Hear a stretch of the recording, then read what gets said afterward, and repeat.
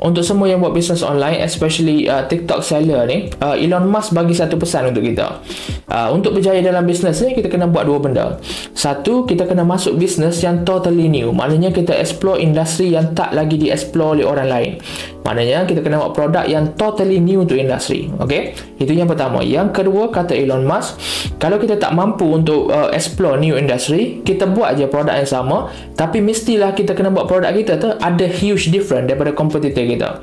Kalau kita hanya buat produk yang ada slightly different, maknanya perbezaan sedikit saja dengan kompetitor kita, apa yang membuat customer untuk pilih kita? Sebab kompetitor kita tu dah lama dalam industri tu.